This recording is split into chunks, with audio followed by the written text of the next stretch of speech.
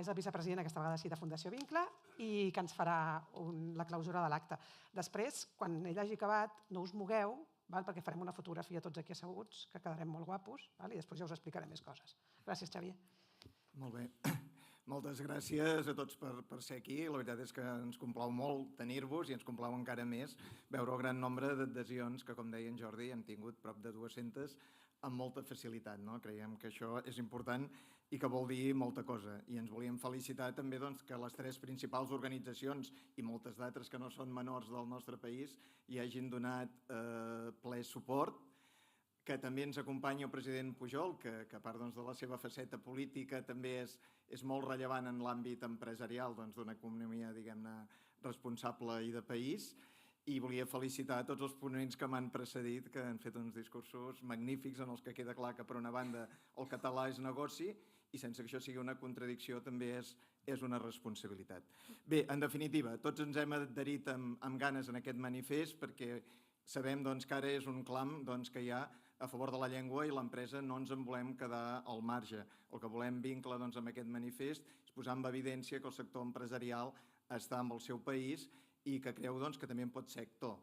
Jo sempre he defensat, crec que hi estarem d'acord, que els que tenen més autoritat per fer-ho i més possibilitats és l'administració, sens dubte. Ells, per bé o per mal, són els que tenen la principal responsabilitat de tirar endavant la plena normalització de la llengua. Però també és cert que és bo que comptin amb el nostre suport, amb el suport dels diferents àmbits, sigui el jurídic, sigui el creatiu o, en el nostre cas, l'empresarial, que no és ni molt menys dels menors. El sector empresarial té la dimensió externa, que és la que sovint tenim més present, l'econòmica, la comercial, i en ella hi veiem l'etiquetat, hi veiem la publicitat, però hi ha un altre element que aquí s'ha parlat molt i cada vegada se'n parlen més, per sort també des de la Generalitat, que és que som un nucli social de primera magnitud. No ho dic equiparable a l'escola, però possiblement sí amb l'Ajuntament. Tot aquest devessall de nova immigració que ve, on s'integra primer, és en els centres de treball.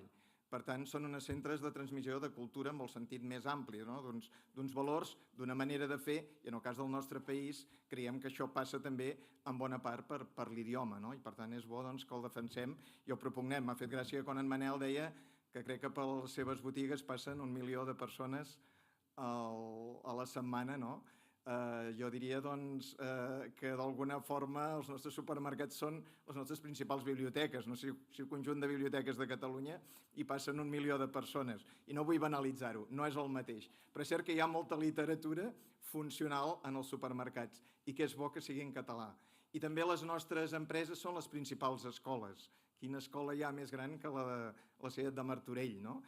Són escoles de formació de valors i d'identitat d'empresa i d'identitat de país. Identitat d'empresa i identitat de país vol dir fortalesa. Això potser costa una mica de visualitzar-ho, però crec que més enllà del negoci immediat, que en molts de casos pot ser-hi, sobretot amb les empreses que treballen en proximitat, el cas de Bonpreu, el cas de les denominacions d'origen, el cas de tants d'altres, també en perspectiva més a llarg termini, l'identitat ens fa més forts, més cohesionats, sigui com a empresa, sigui com a país, i això sempre és bo.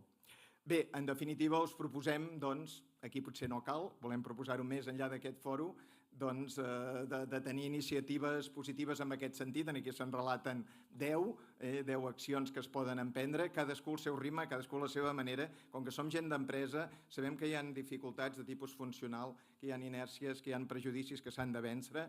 Cadascú ha de veure com ho ha de fer. Però ho hem de fer de la manera que s'ha dit aquí repetidament, amb naturalitat al capdavall, perquè és el que toca, no és un element polític, la llengua, en absolut, és un element de relació, i si ho tractem, crec, amb naturalitat, podem aprofitar aquest ascendent, que potser a vegades no en som prou conscients, però vull dir, els empresaris, els directius i encara més els dirigents d'associacions patronals, tenim un ascendent important sobre la societat, amb la nostra manera d'actuar inclús personal i encara més amb la nostra presa de decisions. Aprofitem-la en positiu i fem tot allò que estigui a les nostres mans, com molt bé ens han ensenyat que feien algunes d'aquestes empreses. I bé, dit això, insistir en que aquesta seria un primer esgraó per Vincle amb aquest camí de normalitat de la llengua, que ara es tracta amb més incidència que mai a nivell de país. tenim l'intenció que sigui una llosa, crec, prou àmplia de sortida per adquirir més complicitats amb tots vosaltres, amb entitats properes, com poden ser els sindicats, que també estan alineats en aquest sentit, per descomptat amb l'administració, amb l'entitat política, que com deia són els que tenen els recursos, però que potser a vegades troben una mica desorientats de com enfilar-ho, perquè són sectors que no els hi són tan propers. La veritat és que ens hem sentit una mica orfes d'iniciatives en aquest sentit. Sembla que ara ho focalitzen clarament també cap a l'empresa i si nosaltres els podem ajudar a ser més fructífers i a orientar millor el tret, doncs ens encantarà poder-ho fer i a nivell propi, doncs, amb la mesura que puguem, doncs, també intentarem generar petites iniciatives, el butlletí electrònic, la jornada, en fi, sistemes de formació, d'informació, d'assessorament, per ajudar a que totes les nostres empreses puguin avançar més ràpid.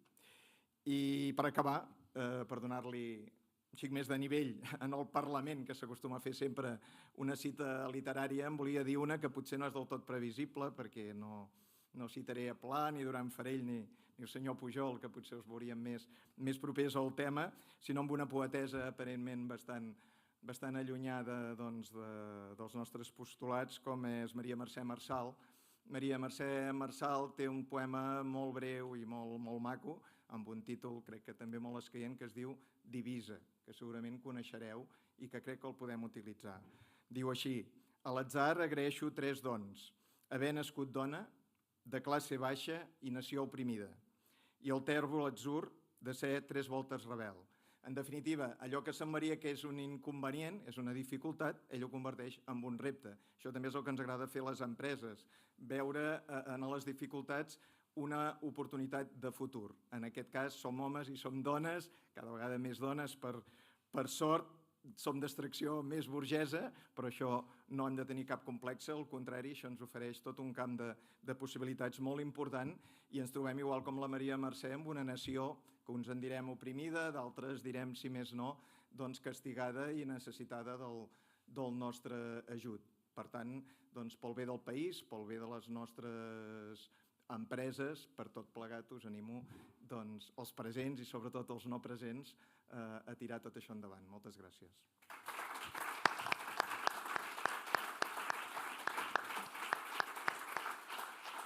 Gràcies, Xavier. Hem tingut un petit canvi de guió, però a mi m'encanten els canvis de guió, amb la qual cosa